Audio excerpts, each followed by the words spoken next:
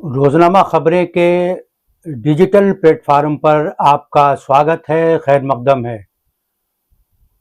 आज सुबह एक समाचार ने सियासी हलचल मचा दी है, क्योंकि ये खबर लोगों के लिए गैर मुतवक्का थी। इसके बारे में सोचा नहीं गया था कि ऐसे वक्त में, जबकि मोदी सरकार या एनडीए सरकार को कई चैलेंजों का सामना है, जनता दल यू जिसके सपोर्ट से ये सरकार चल रही है, एक ऐसा फैसला लेगा जिसके बारे में सोचा नहीं जा सकता था।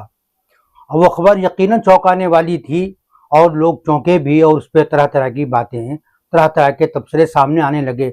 हुआ यूं कि भारतीय राजनीति का एक बहुत ही पॉपुलर चेहरा, जिसको सब लोग जानते हैं, जिसके हर पार्टी में दोस्त हैं और जिसको पिछली 5 दहाइयों से उसने भारत में सरकारों को बनते बिगड़ते, एक दूसरे से दूर होते, एक दूसरे के करीब आते हुए देखा, उस शख्स को अपनी पार्टी के राष्ट्रीय प्रवक्ता के ओहदे से इस्तीफा देना पड़ गया। अब ये इस्तीफा उन्होंने दिया या पार्टी की ख्वाहिश के मुताबिक उनसे इस्तीफा ले लिया गया, इसके बारे में अभी चर्चाएं जारी हैं।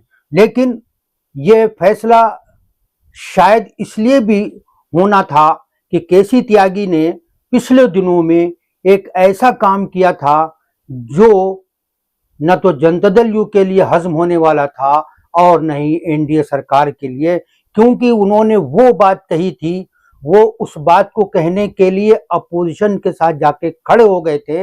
इस बात को कहने के लिए भारत में आजकल सोचना पड़ता है, जिसकी हिमायत करने पर लोगों को नारे लगाने पर जेल भी जाना पड़ता है। इस तरह के बहुत सारे वाकयात हुए हैं। केसी त्यागी का राष्ट्रीय प्रवक्ता के पद से इस्तीफा कोई मामूली खबर नहीं है। इस वक्त एनडीए सरकार हचकोले खा रही है, कई फैसले वापस ले चुकी है, बार बार यूटर्न उसको लेना पड़ रहा है, और जनता दल यू और चंद्रबाबू नायडू की तेलुगु देशम पार्टी के दबाव में और चिराग पासवान के भी कभी कभी आंख दिखाने से सरकार को बहुत सारी परेशानियां हो रही हैं। ऐसे में केसी त्यागी ने उनके लिए इसराइल और फलस्तीन के हवाले से जो बयान दिया था, उससे जनता दल यू भी खुद को कहीं ना कहीं एम्बेरस महसूस कर रहा था। आप जानते हैं कि केसी त्यागी भारतीय राजनीति का वो चेहरा है जो बोल्ड है, दबंग है, मधुर स्वभाव का है। हर पार्टी में उनके दोस्त हैं, पढ़े लिखे आदमी हैं, स्टडी करते हैं, उनको इश्यूज के बारे में बहुत ज़्यादा मालूमात रहती हैं। उनकी सतह के, उनके लेवल के नेता बहुत कम पाए जाते हैं। ये केसी त्यागी जी ने पिछले कुछ दिनों से, जब से वो राष्ट्रीय प्रवक्ता हुए हैं, कई चीज़ों पर सरकार के विरुद्ध और अपनी पार्टी के स्टैंड के विरुद्ध भी नजर आए। मिसाल के तौर पर अग्निवीर का मामला था, अग्निवीर में वो अपोजिशन के साथ खड़े हुए नजर आए। जब भी किसानों के आंदोलन की बात हुई, वो किसानों की हिमायत में नजर आए। और यही नहीं, इसी तरह से जब जाति जनगणना का मामला आया, तो उसमें भी वो कहीं ना कहीं उनके सुर अपोजिशन से मिले हुए नजर आते थे, क्योंकि वो खाटी सोशलिस्ट नेता हैं, जमीन से जुड़े हुए हैं, जनता की समस्याओं को समझते हैं। लेकिन उनका ये लहजा, उनका ये अंदाज, उनका ये स्टैंड शायद हुक्मरानों को पसंद नहीं आया और उनसे राष्ट्रीय प्रवक्ता का पद वापस ले लिया गया। अब क्या वो नीतीश कुमार के पॉलिटिकल एडवाइजर भी रहेंगे या नहीं रहेंगे, ये तो आने वाला समय बताएगा। लेकिन जो ये फैसला हुआ है, उसको आपको जानने की जरूरत है कि जब उन्होंने इसराइल और फलस्तीन के मामले में एक बहुत पावरफुल स्टैंड सामने रखा, और उन्होंने इससे पहले वो ये मुतालबा कर चुके थे कि इसराइल को फलस्तीनियों के मकबूजा इलाकों को वापस करना चाहिए।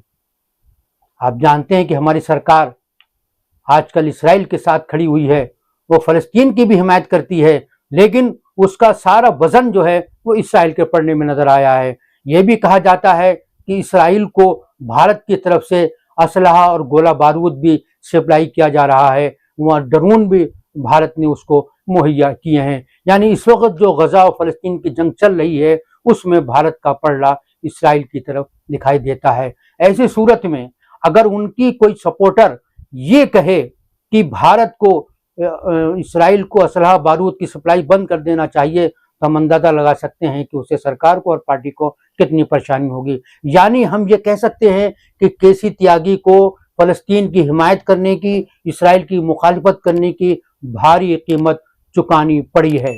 हम जानते हैं कि केसी त्यागी के फलस्तीन के मामले में उनका मौक़िफ़ आज का नहीं है, दहाइयों पुराना है। वो यासिर अरफात के भी दोस्त रहे हैं, यासिर अरफात से भी उनकी मुलाकातें रही हैं और उन्होंने हमेशा फलस्तीन का स्टैंड लिया है, चाहे वो लिखने में हो, चाहे वो बोलने में हो, चाहे वो बयान देने में हो। तो उनको इसकी कीमत चुकानी पड़ी है। ये जरा जान लीजिए कि आखिर केसी त्यागी ने ऐसा क्या कहा था जिसकी वजह से न सरकार को बर्दाश्त हुआ, न नीतीश कुमार को बर्दाश्त हुआ। इससे ये भी अंदाजा लगा लीजिए, चाहे वो नीतीश कुमार हो या कोई और हो, जब इनके अपने इंटरेस्ट पर चोट पड़ती है, जब उनको अपनी नैया जो है डूबती या हिलती भी नजर आती है, तो फिर वो सिर्फ अपने बारे में सोचते हैं, वो किसी और के बारे में नहीं सोचते। तो केसी त्यागी साहब को अपनी कीमत चुकानी पड़ी है फलस्तीन की हिमायत की, उनको कीमत चुकानी पड़ी है इसराइल की मुखालिफत की, उनको कीमत चुकानी पड़ी है इंसानियत की, ह्यूमन राइट्स की,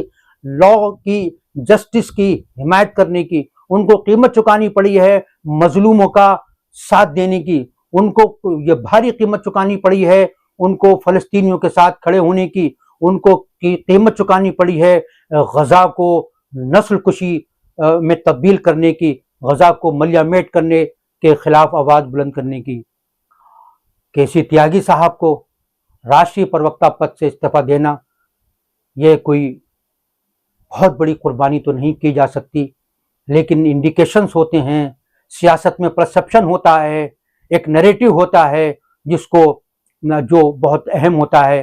तो ये केसी त्यागी का इस्तीफा इसलिए खबर बना कि ये इस्तीफा उनसे इसराइल की मुखालिफत और फलस्तीन की हिमायत करने की बिना पर लिया गया था। इससे जनता दल यू की मेंटलिटी को भी देखने की जरूरत है और भारत सरकार की नाराजगी भी इसके अंदर कहीं न कहीं छुपी है।